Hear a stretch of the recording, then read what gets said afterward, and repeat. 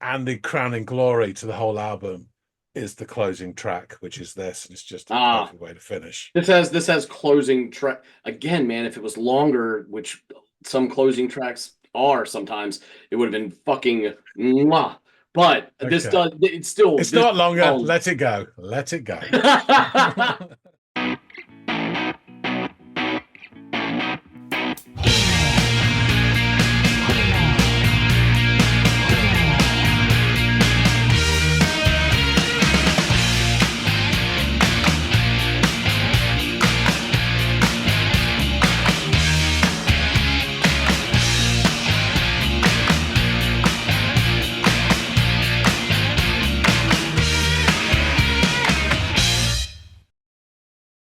Hey, everybody out there. Welcome back to another episode of the Audiophiles. It's Annie, it's John, and it's time to listen to music.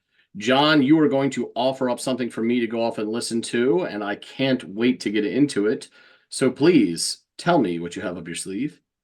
Okay, so we're visiting a band which we have listened to before, both on this channel and Into the Music. Greg listened to that one. The band is called Ride. You listened to a Seagull? KEPX. Yeah. Yeah, on Right. KEXP, which, like, yeah, that was a sort of one of their great live studio performances over there at Yeah. KEXP that they host.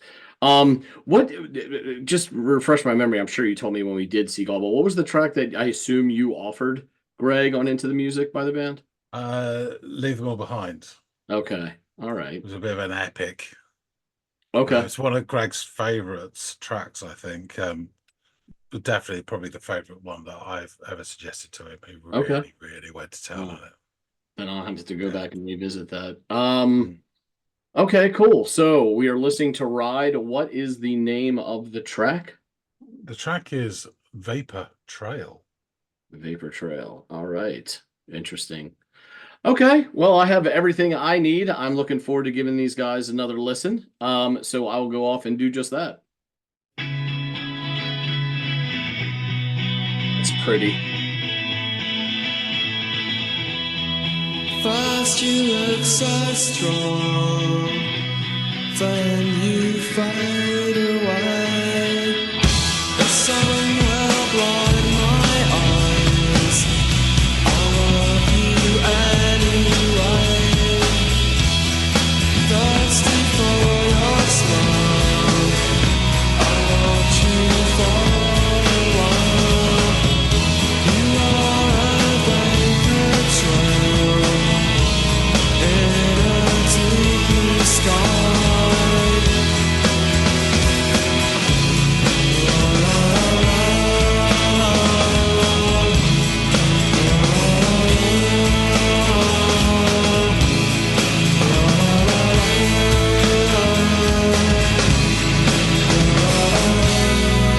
Tremble with a sigh, Guitar. glitter in your eye. You seem to come and go. I never seem to know. And all my time is yours as much as mine. You never have enough time to show our love.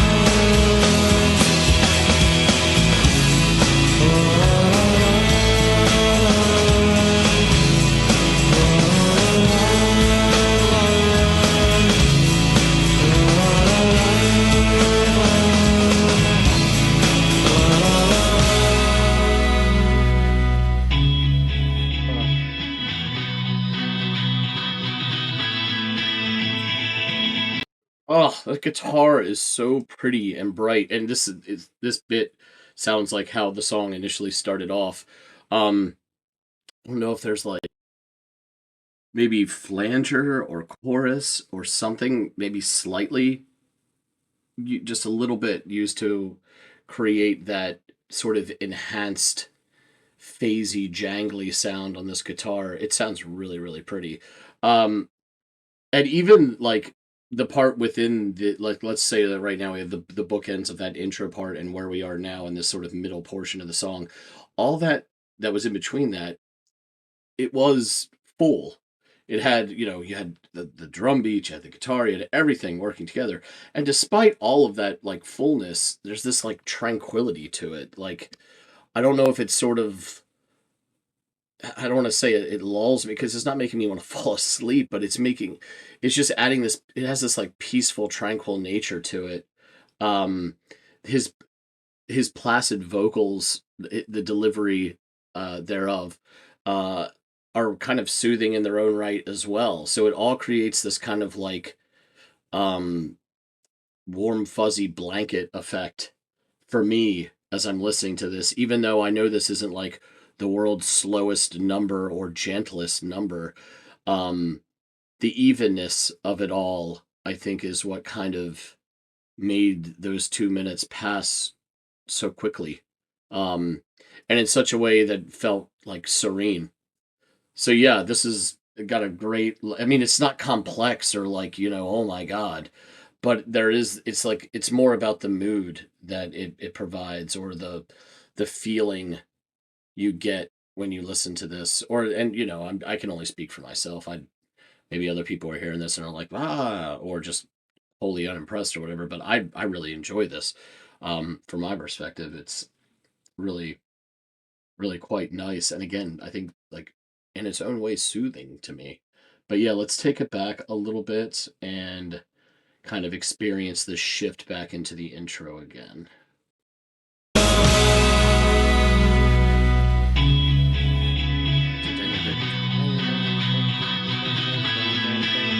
Yeah, it's so bright and pretty.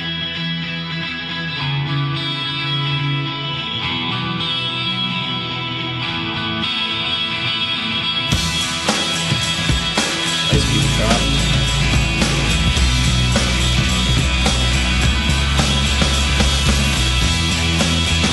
I don't know if there's like a mounted tambourine or something that's happening when he's hitting, but it's creating this sort of like metallic cascading sound that you can hear in the mix as well. That's really quite nice.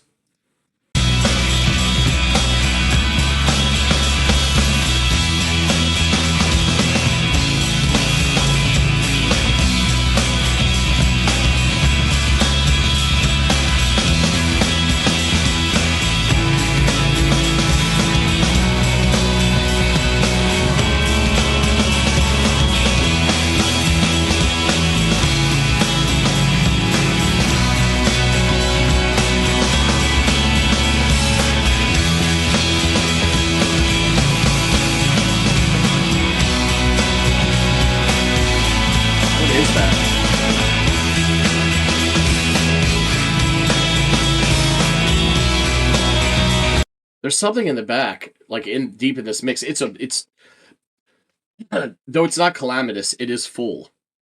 So there's like a lot to kind of sift through to get an understanding of what you might be hearing, as well as what you actually are hearing. But it sounds like, I don't know, orchestral kind of sounds deep in there. Yeah, if I take it back a little bit, maybe I'll be able to like point out when I'm hearing it. But that's also very interesting, and I don't think I've noticed that until this point. It may have existed earlier in the song and it just, flown under the radar. Even now, it's kind of under the radar. But I think I'm hearing it, unless my ears are just fucking with me here. But yeah,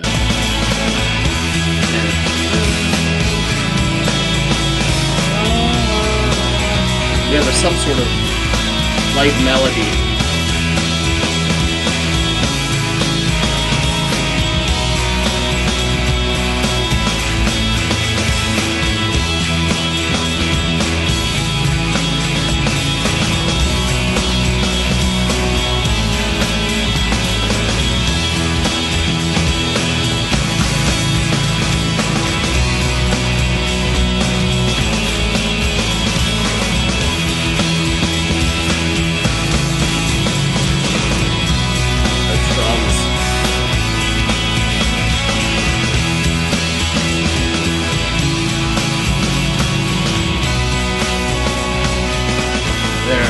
This is it.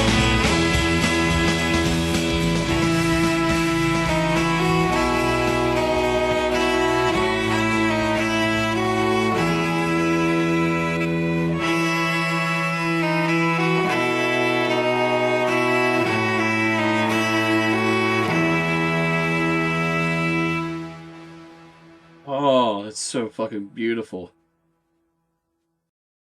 And it's like got this hopeful feeling to it there at the end. Um, that sounded like a violin over top of a cello, and the motifs on both were kind of like complementary, as they should be. That's how music works for the most part.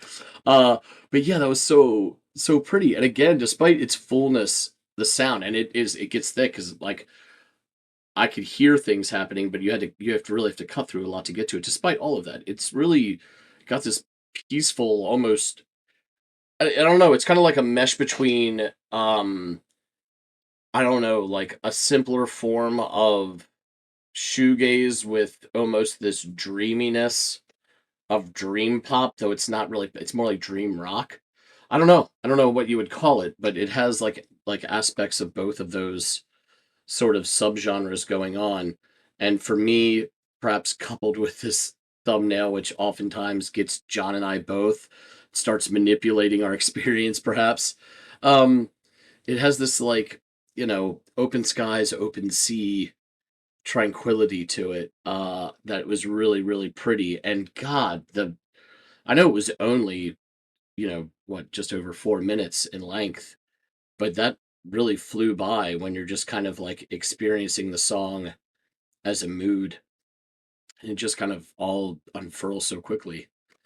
But yeah, this was lovely and had this like peaceful nature to it that, and the way they capped it off with that sort of string duet, and what I believe that was happening during the fullness of the band proper, but then the band proper kind of like cutting out and just letting that shine and carry us to the end of the song was so lovely, to the ear.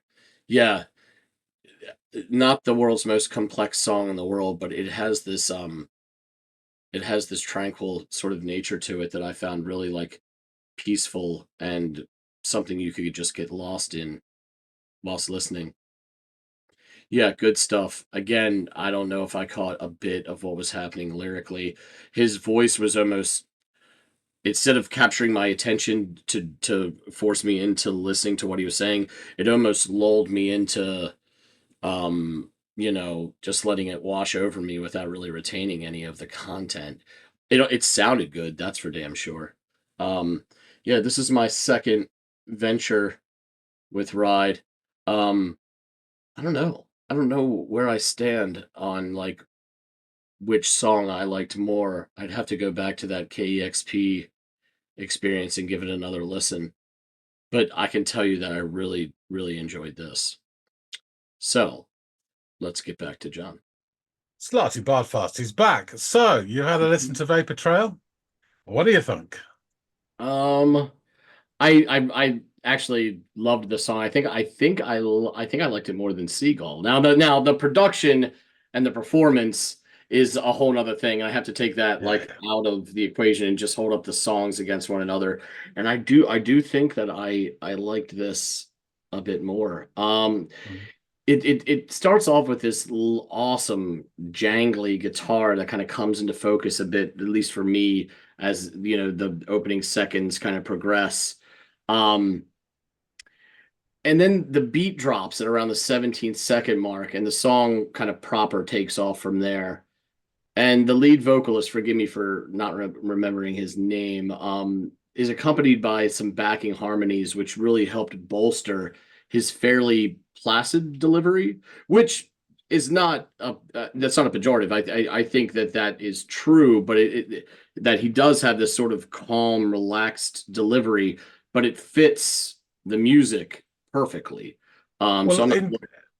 interestingly, Ride really about the sound, the vocals wishy-washy, I would say. Fair. Nice, but not strong. Now, normally you heard on Seagull, it's Mark Gardner who sings, and the guitarist Andy Bell backs up. But on this song, it's reversed, and Andy Bell's Oh, singing. But they have very similar voices. They're both wishy-washy. okay, They're okay. nice, but they're not strong. Yeah, they're almost, I think a nice way to describe them as well would be like atmospheric, in that they match the atmospheric Yeah. vibe to the music that they accompany. So I enjoyed it. It's just that the added the added vocal track or tracks, these harmonies that were provided, just give it an extra dimension that it's probably kind of asking for or requires. So yeah, I like that choice. So it would appear that the chorus is simply a series of laws sticking with this theme of like no chorus or scant choruses that we have today from your offerings. So that's perfectly fine with me as well as it was in the previous song that we did by The Clash, where there really wasn't a chorus proper in it. And this coupled with like the delivery of his vocals during the verses and the straightforward nature of the music and beat almost allowed me to like get lost in the first half of this tune as it like really, I know it was only the first half was only a couple minutes, but it was a quick couple of minutes. There is this lush vastness to the sound that's going on here, which connotes things like a vapor trail, which are often vast and strewn across a large portion or the entirety of the sky from our vantage points here on Earth. Also, though, the thumbnail complements this as well because you have two of the vastest things in the natural world, the sky and the sea, laid out before you. So all of this, I don't know, again, you and I always fall into this trap where the thumbnail somehow, manipulates our, connection to the song. Yeah. But there's also they chose that fucking thumbnail, you know what I mean? So I think that they knew what they were doing by creating the soundscape, this sort of open world kind of feeling to the music. And that's part of what you're like, it felt like I was falling into, like just this vastness that was so atmospheric and just really, really lovely. Then around the 2 minute mark, we get this reintroduction, I believe, to the very beginning of the tune, or at least the guitar that was utilized during it. And on top of it having that beautiful jangly quality to it, I was wondering, and I don't know if it does or it doesn't, or where we can get confirmation for this. But it almost sounded like it had a touch of like flanger or chorus effect that kind of gave it a phasey type sound. And I liked that sound. Like it was engaging and added to the atmosphere that I just described that the song has in spades. So the beat comes back in, complemented by what sounds like, again, I brought this up in other tracks before, but it really sounds like there's a mounted tambourine happening on this guy's drum set because there's all this cascading metallic shake to the mix, which is really beautiful when coupled with the drums proper and that stellar sounding guitar that I was just talking about. And after about a minute, I start to catch these little guitar accents in the mix that gives this shimmering quality to the song. And then I feel like I begin to hear this faint sound deep in the thick richness of this music that they've got going on here. And at first I'm like, what the fuck am I listening to? Like, what is that? Because you really have to cut through that thickness of the sound. And it sounds orchestral in nature. So I'm thinking some sort of stringed instruments, but I'm not really 100% sure at this time. Like I had to take it back and try to find where I was catching this like buried melody in the track. And then I get confirmation when the beautiful persistence of the band's musical contributions wind down, leaving only these really pretty stringed instruments to carry the song to completion.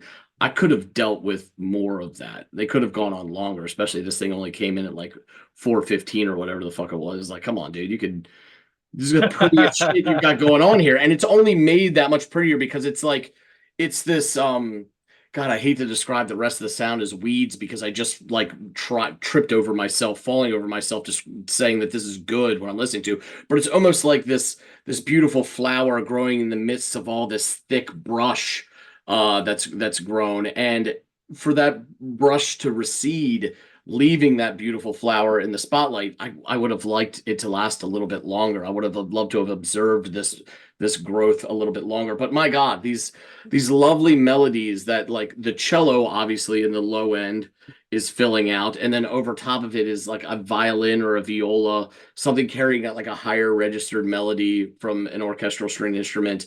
And it was so, just that whole motif was so fucking pretty. And the song itself wasn't complex, but it was very soothing, like the perfect balance between a simpler form of shoegaze with the dreaminess of dream pop kind of peppered in. Almost, I wouldn't even call it dream pop, I'd call it dream rock because it had more oomph to it than like a pop song would, but it had this dreamy type nature to it. And all of that was this lovely cocktail that resulted in like a comforting, almost uplifting listening experience, despite how dense the sound could be at times throughout the track. But yeah, I really enjoyed this one. The the lush richness of the music was what made it stand out to me, not the complexities therein. They weren't doing all this wild, crazy shit, but they just built all of this sound.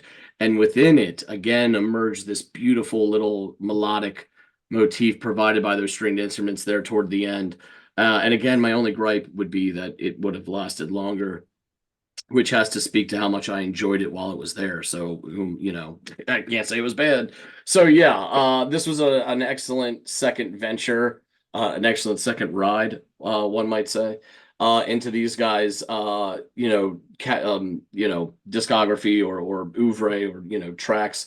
But yeah, I really like this one a lot. Now, if I'm not mistaken, correct me if I'm wrong here, but when we listened to Seagull, was that not like a more contemporary, like a more recent version of the band playing an earlier song? And so there was probably this divide of when the song was written and obviously how recent that track was performed. What are we working with here? Like, when did this come out? And I assume this is the original release of the track. Not to say that that really matters or anything. It's just a point of curiosity for me because, again, it felt like watching a band on that KEXP joint. It felt like watching a band playing a song, like a hit or a song that they've had from their past, rather than going, we just wrote this little ditty, it's on our upcoming album. So like how does this fit into that? So both tracks, Vapor Trail and Seagull, came from their debut 1990 album Nowhere. Okay. Oh, gotcha. That's well, I first got it on cassette, believe it or not. And then when it came out the original, which this is, you can't really see it, but here embossed is the word ride, and down here embossed is the word nowhere. And that cost me a pretty penny to track that down. And now they've just gone and fucking re-released it, haven't they? You can get it for like $20. But so it doesn't have the embossed bit in, so I still know mine is special. But anyway, yeah, so just a bit, I mean, they released, I think I told you this before, but their first, I saw them before they'd signed to a record label and then followed them to another gig. And that second gig I saw them at was when they signed. Blown away by the first 3 EPs. And it was fair, for the most part, it was fairly upbeat shoegaze with that sort of drive and tempo for the most part. And then this album comes out and it really was quite different, I think, to the first 3 EPs and sounds. And the crowning glory to the whole album is the closing track, which is this, and it's just a perfect way to finish. This has closing track again, man. If it was longer, which some closing tracks are sometimes, it would have been fucking mwah. But this does, it's not longer. Let it go. Let it go. Let me get it off my chest, John. Damn it. No, this had end track vibes to it. The vastness. It's sort of like the period at the end of the sentence quality to this track that I enjoyed a lot. So as we said, we've already talked about Ride in a previous episode. I'll put the link in, but just for people, just to recap. So Mark Gardner, vocals, guitar, Andy Bell, vocals, guitar, Steve Quayle on bass, and Loz Colbert on drums. So a couple of things. Vapour Trail is characterized by a distinct sound of 2 Rickenbacker 12-string guitars. The guitar sound on the song has been subject of much debate. Fans have discussed, debated the use of compression, flanger, and chorus effects as the closest way to emulate the trebly rhythm sound. However, according to Andy Bell, no actual effects were used to achieve the sound. It was purely two 12-string guitars. Well, I love that they get to control the narrative, right? Like they get to keep it mysterious by claiming they didn't use anything, and maybe they didn't. That's fine.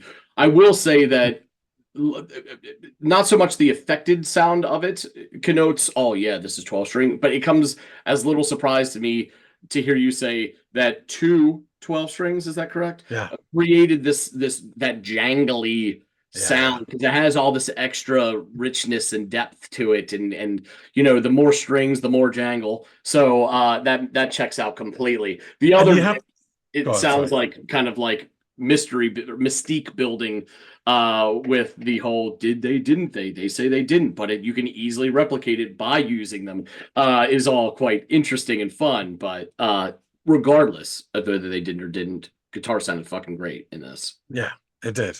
So on its release, Vapour Trail received critical acclaim. So what they did actually is a year later, after the album came out, they kind of got the third or fourth EP and re-released it with Vapour Trail as the lead, and then the other 3 tracks as the B-side. I think that was a foreign release, may have been US or sort of Asia, I can't remember.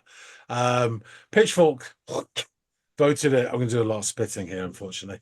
Voted as its number 145 in its top 200 tracks of the 90s, stating the song remains immense, standing tall as the most gripping 4.5 minutes of their career. 20 years later, it's exciting to realize there's a lot more to be relished in between all its chimes. In 2012, Enemy voted it 81st best song of the 90s. Wow. The song is also mentioned in the novel The Perks of Being a Wallflower as being on a track on a mixtape which the narrator makes for his friends titled One Winter. And a lot of people banging on about that in that book in the comments section. The album Nowhere has been acclaimed as one of the greatest albums of the shoegaze genre. Pitchfork described Nowhere as one of shoegaze's indisputable masterpieces, and All Music said the album exemplified the genre at its most exciting and mastered, while also being Ride's zenith. So Pitchfork ranked at number 74. Sorry, Nowhere ranked at number 74 in Pitchfork list of top 100 albums of the 90s, and at 277 on Spin's 300 best albums of the past 30 years. It was also included in the book 1001 albums you must hear before you die. Wait, there's a book out there called that? There is. So here's where we try and get it into focus. There it is with the wave. Probably got a better picture of the wave there. Yeah. Right. Interesting on the same page. I wonder how that got in. So you got Loveless there. The other on the next page, Nirvana, Nevermind. Mediocre. On the page before, another masterpiece, Goo, Sonic Youth. Unbelievable. What a time to be alive. There you go. So I will go through the lyrics, which are complex, and no, they're not. So first you look so strong, then you fade away. The sun will blind my eyes. I love you anyway. Thirsty for your smile, I watch you for a while. You are a vapor trail in a deep blue sky. La la la la la la la la. Tremble with a sigh, glitter in your eye. You seem to come and go, and never seem to know. And all my time is yours as much as mine. We never have enough time to show our love. La la la la la la. That's it. So obviously, the guitars are gorgeous in this. But for me, the drumming is absolutely superb. It's both loose and tight. It's both syncopated and fulsome. Really like it. And that's, as you say, that melancholic string quartet is heartbreakingly beautiful. I believe it's both. I think it's a cello, 2 violins, and a viola. Oh, wow. I haven't got any confirmation of it, but that's what I think. Oh, I just assumed it was a lower registered one, i.e. the cello, and then it was accompanied by just one, either violin or viola. I think so, but Interesting. I'm not 100% sure. So those final notes, as it sort of it morphs from your electric into your, orchestral. Yeah.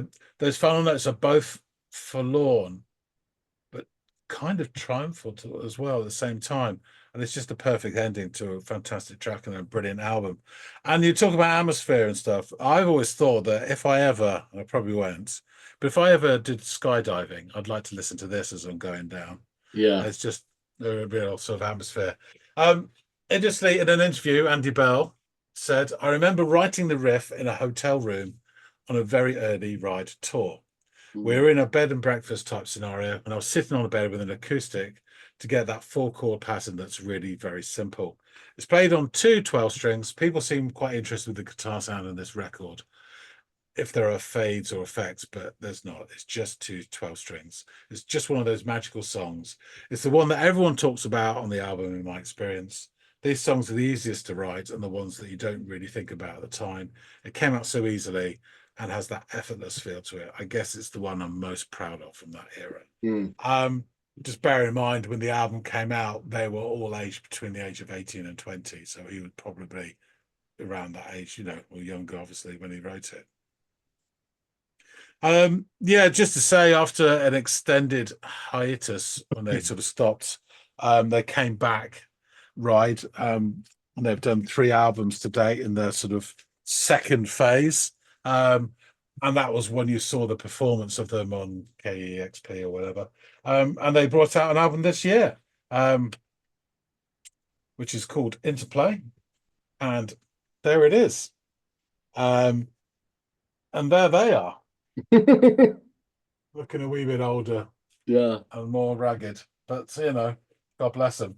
Those are the guys It's from a decent album. KEXP joint. Yeah, it's a really decent album as well. I think the albums have got slightly better. Not to say anything wrong with the other 2; they're really good as well. So yeah, it's really, but they have developed and matured their sound. They're not trying to bang out these sort of shoegazy type tunes. Fair. There's more to them, which is really cool. Yeah. And Yeah. but this album, when it came out, was just brilliant. And I mean, My Bloody Valentine's is a step apart from everything else in the shoegaze genre. But I would say, of the best of the rest, this is it for me. Uh-huh. Other people I have different take on it, but there you go. Right, I shall wrap things up. Thanks for listening to this, Andy. Thank you. I think this song is, for people who are into this sort of music, is a really firm favorite for a lot of people of that era as well. It's one of those timepieces that nails it to 1990, definitely. But yeah, folks out there, tell us what you think. Are you familiar with this song? Are you a fan of this song, this album? Please drop some comments and let us know. If you like this, please do smack that like button. Smack it like it owes you money. And if you haven't already subscribed, please do. And we really appreciate everybody who supports this channel. Yeah. Freewheeling or not. That being said, thanks so much for watching. And we'll see all of you on the next episode of the Audiophiles. See you later, guys.